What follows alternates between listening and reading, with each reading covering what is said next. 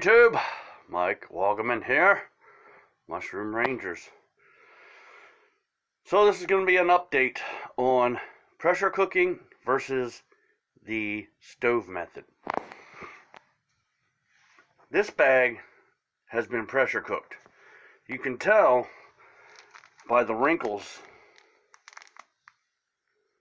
and how flat it is up here. Because when you pressure cook, the air in the bag expands, and then as it cools down and comes down to normal pressure, atmospheric pressure, the bag's condensed. That's why you see all these wrinkles. Now, here's the look of the ones that I put in the oven. You can see that they don't have as many wrinkles. And there's a lot more air. There's a bigger phloem, or I should say an atmospheric sort of terrarium sort of thing. You can see that the ones that are streaking, that's the humidity.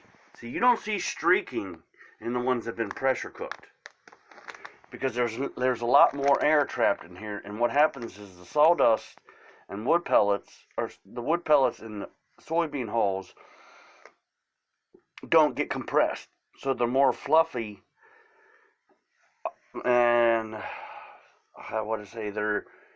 they've already been broken down easier versus the ones that have been pressure cooked. You might say, the pressure cooking will break down the pellets faster. But it doesn't seem so. Look, like there is a lot of humidity and a lot of moisture in here for the ones that the ones that I put in the oven versus the ones that are pressure cooked. There is a significant difference in the biosphere that's inside these bags. So none of them are contaminated. As you can see, they're rocking it out. The reason why some of these are faster or more colonized than the other ones is because of the species. So there's the Pathfinder that I call the Old Forge, the Black King, another Pathfinder / Old Forge, my King Oysters,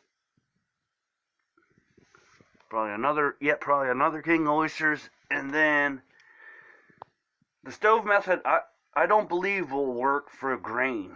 I think grain, you pretty much have to pressure cook because it's so dirty.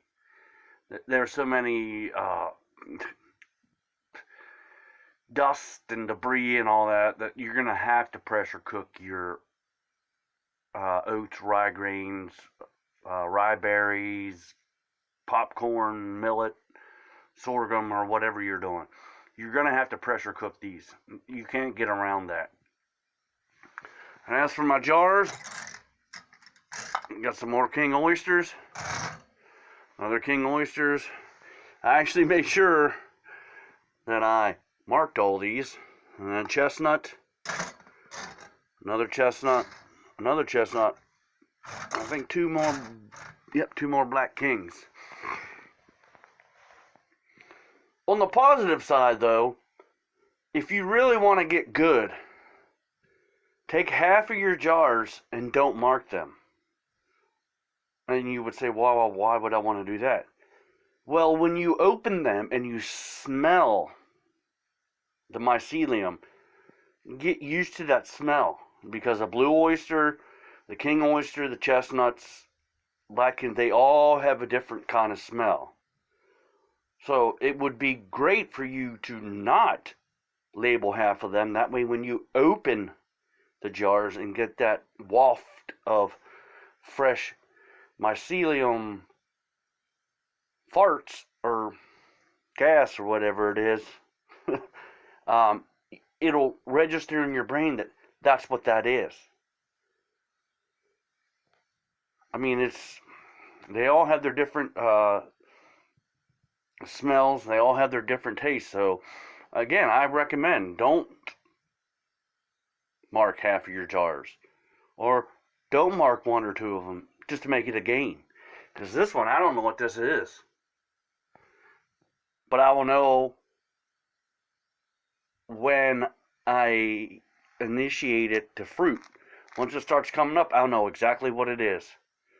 So again, just play around, have fun with it, and I don't have it, but I have in the works a sort of low-tech way to humidify a little space at time we're going to be setting up that you can do too, and it involves an aquarium pump and an air stone.